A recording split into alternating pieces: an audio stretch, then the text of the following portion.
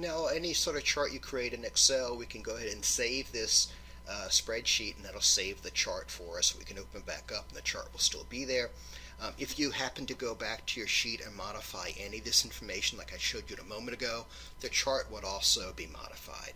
If we happen to actually delete this information, then the different elements of the chart would also be totally deleted. But I can save this worksheet as it is, and the chart will still be contained as it is at this moment. But a chart is not going to be useful in most cases in the Excel file. What we often want to do is copy and paste it into some sort of other document. So let's go ahead and go through how we would copy and paste it into a Word document. Go ahead and move your cursor somewhere out on the edge of the actual chart area itself. Left mouse button to highlight it. I'm going to click on right mouse button and come down and just choose copy. Now in just a moment, what I'm going to do is open up a Word document I've already created, and what we'll do then is switch to that Word document and paste it into that Word document.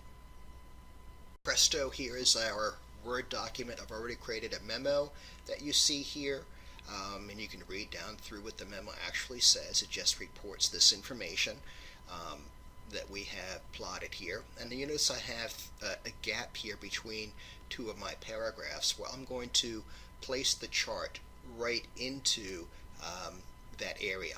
So I'll move the cursor and click and place it. I actually have three returns here in that between these two paragraphs. I want it right in the second return, and you see there it's blinking. I can come up to Home and choose different pastes options, or if I just simply move the cursor to where I want, left mouse button to click it, and you see the cursor there is blinking in that area. Now click on the right mouse button, and there's a series of different options I can choose. If I choose this first option, it'll keep some of the format that we have before us, but you'll notice then that it modifies the format a little bit so it can be seen perhaps more clearly on the actual sheet itself. So for instance, you notice now we can click anywhere here in this bar chart and actually modify some of this information if we wish. But what you notice, one of the problems we have is the actual format that we had. If we like the proportion of all the fonts and all the items gets lost. So let me undo that option. And the other option I like to use instead, although at the end, is just treating it as a picture.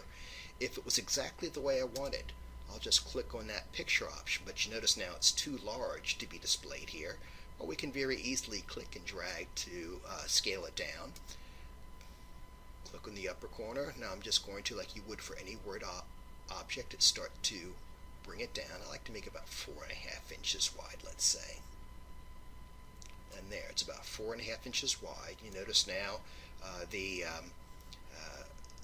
entire memo still appears on the on one sheet. I can go ahead and, while it's highlighted, center that memo, and I'm also going to right mouse button, and I'm going to format the picture. It's treated as a picture now, and I'm just going to put a little line around it. Again, a solid black line. And go ahead and close it. Now I'll click anywhere off at the image. There we go. And there we see that the image is plotted as a picture of the chart. So the proportional scale has been adjusted. If I don't use that option, I can go back in and change some of the information, but then the scale I set up beforehand is lost.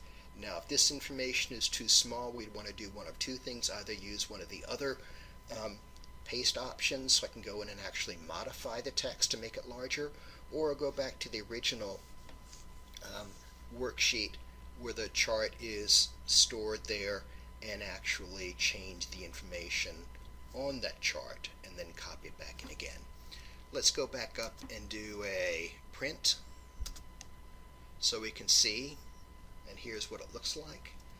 It all appears on one page, and you notice that chart then looks pretty nice in that position. So I can go ahead and save this if I so choose, which I'll do here, and now we're all done.